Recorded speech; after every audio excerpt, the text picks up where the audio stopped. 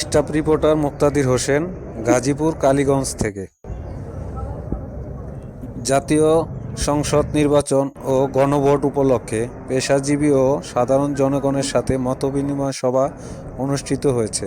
বৃহস্পতিবার 15 জানুয়ারি বিকেলে উপজেলা প্রশাসনের আয়োজনে উপজেলা নির্বাহী কর্মকর্তা এটিএম কামরুল ইসলাম ও সহকারী কমিশনার ভূমি জাকিয়া সারওয়ার লিমার সঞ্চালনায়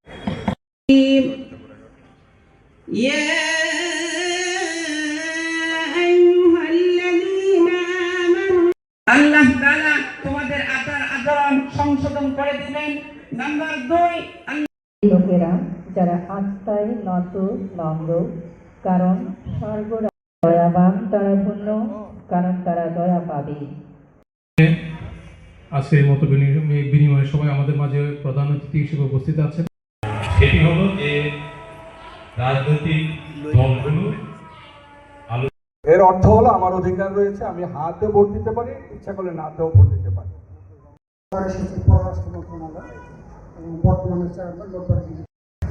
আজকের এই মত বিনিময়ের সভায় উপস্থিত সকল সুধীবৃন্দ, আমি আছি একাডেমিতে স্যারের আপন করেছি আমরা যে এই রাস্তাতে কোনো এক সাইডে এদিকে বা ওইদিকে, এবং সেইটার দিকে পরবর্তী এটির জন্যই আসা, এবং এখানে বিভিন্ন মাধ্যমে প্রচার প্রচারণা চলছে। মানুষের কাছে যত সংখ্যক বেশি সংখ্যক মানুষের কাছে যাওয়া যায়। জাতীয় সংসদ নির্বাচন এবং গণভোট ব্যাপারে আমাদের